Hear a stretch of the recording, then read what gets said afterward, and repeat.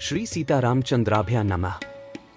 वाल्मीकि रामायण बालकांड सर्ग 70 श्लोक 1 से 15। श्रीमद् वाल्मीकि रामायण हिंदी अर्थ। सत्यं शिवम सुंदरम श्री राम। श्रीमद् वाल्मीकि रामायण। श्री सहित दिनकर बंस भूषण काम बहु छवि सोहई। नव अंबुधर बरगात अंबर पीत सुर मन मोहई। मुकुटांग दादी विचित्र भूषण अंग अंगन ही प्रति सजे। अंभोज नयन बिसाल उर्भुज धन्य नर निरखंती जे। नमस्कार मित्रों, स्वागत है आपका हमारे चैनल पर। आज प्रस्तुत है वाल्मीकि रामायण बालकांड सर्ग 70 श्लोक 1 से 15, जिसमें वशिष्ठ जी द्वारा श्री राम के वंश इक्ष्वाकु और कुल की गौरवशाली परंपरा का वर्णन किया गया है। आइए कथा को आगे बढ़ाते हैं। पिछले एपिसोड में आपने देखा मिथिला में बारात का भव्य स्वागत हुआ। राजा दशरथ और जनक जी के बीच हर्षोल्लास छाया था। विवाह की तैयारियां आरंभ हो चुकी थी। आज के एपिसोड में जानेंगे बालकांड सर्ग 70 श्लोक 1 से 15 का भावार्थ, जिसमें महर्षि वशिष्ठ जनक जी के समक्ष श्री राम के वंश की महानता, धर्म और कुल का आदरपूर्वक उल्लेख करते हैं। विवाह से पूर्व दोनों राज परिवारों का परिचय और आदान प्रदान का सुंदर दृश्य प्रस्तुत है। सप्ततितमः सर्ग। राजा जनक का अपने भाई कुशध्वज को सांकाश्या नगरी से बुलवाना, राजा दशरथ के अनुरोध से वशिष्ठ जी का सूर्यवंश का परिचय देते हुए श्री राम और लक्ष्मण के लिए सीता तथा ऊर्मिला को वरण करना। ततः प्रभाते जनकः कृतकर्मा महर्षिभिः उवाच वाक्यं वाक्यज्ञः शतानंदं पुरोहितमेक। तदंतर जब सबेरा हुआ और राजा जनक महर्षियों के सहयोग से अपना यज्ञ कार्य संपन्न कर चुके, तब वे वाक्य मर्मज्ञ नरेश अपने पुरोहित शतानंद जी से इस प्रकार बोले। एक भ्राता मम महातेजा वीर्यवान्ति धार्मिका कुशध्वज इति ख्यातः पुरी मध्यव सच्छुभाम 2 वार्याफलकपर्यंता पिबन निक्षुंति नदीम संकाशा पुण्य संकाशा विमानमिव पुष्पकम 3।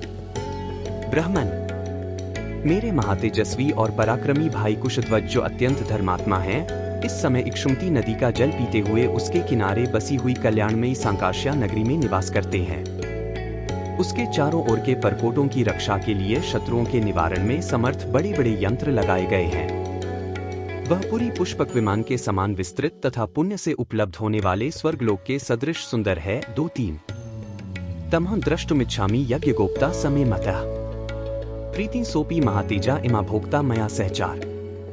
वहां रहने वाले अपने भाई को इस शुभ अवसर पर मैं यहाँ उपस्थित देखना चाहता हूँ, क्योंकि मेरी दृष्टि में वे मेरे इस यज्ञ के संरक्षक हैं। महातेजस्वी कुशध्वज भी मेरे साथ श्री सीताराम के विवाह संबंधी इस मंगल समारोह का सुख उठावेंगे। 4 एव मुक्ते तु वचने शतानंदस्य सन्निधौ आगताः केचिद् व्यग्रा जनकस्तान् समादिशत्। 5 राजा के इस प्रकार कहने पर शतानंद जी के समीप कुछ धीर स्वभाव के पुरुष आए और राजा जनक ने उन्हें पूर्वोक्त आदेश सुनाया। 5 शासनात् तु नरेन्द्रस्य प्रयुः शीघ्र वाजिभ्यः समानेतु नरव्याघ्रं विष्णुमिन्द्राज्ञया यथा। 6 राजा की आज्ञा से वे श्रेष्ठ दूत तेज चलने वाले घोड़ों पर सवार हो पुरुष सिंह कुशध्वज को बुला लाने के लिए चल दिए, मानो इंद्र की आज्ञा से उनके दूत भगवान विष्णु को बुलाने जा रहे हों। 6 सांकाश्या ते समागमय ददृशुश्च कुशध्वजम् न्यवेद्यं यथावृत्तं जनकस्य च चिंतितं। 7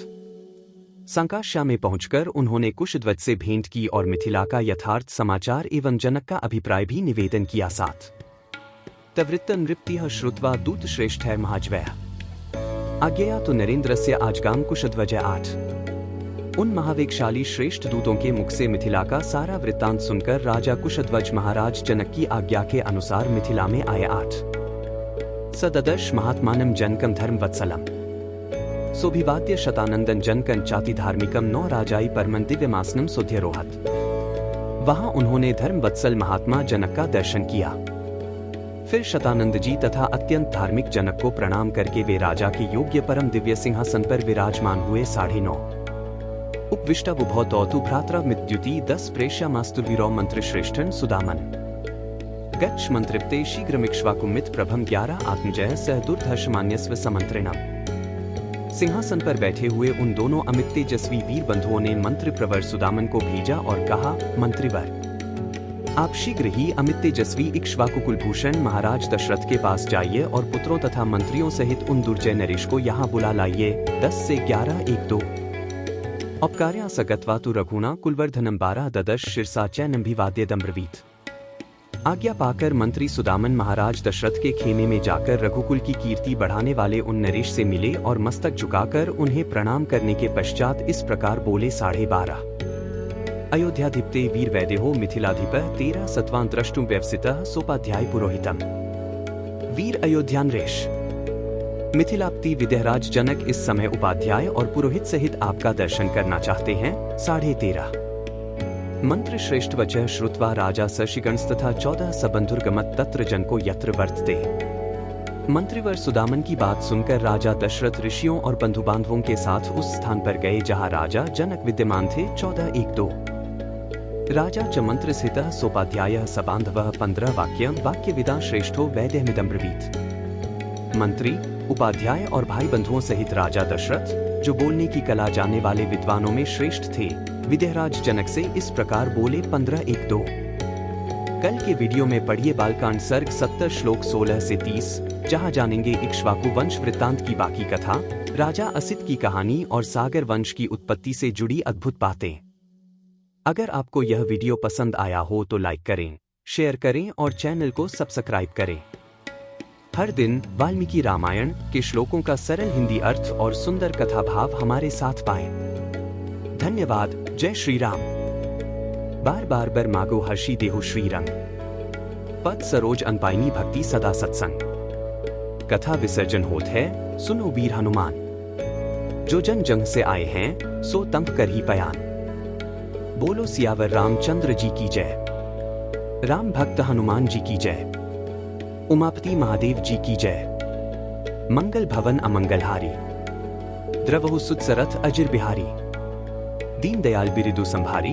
हरहु नाथ मम संकट भारी। जय सिया राम, जय जय सिया राम।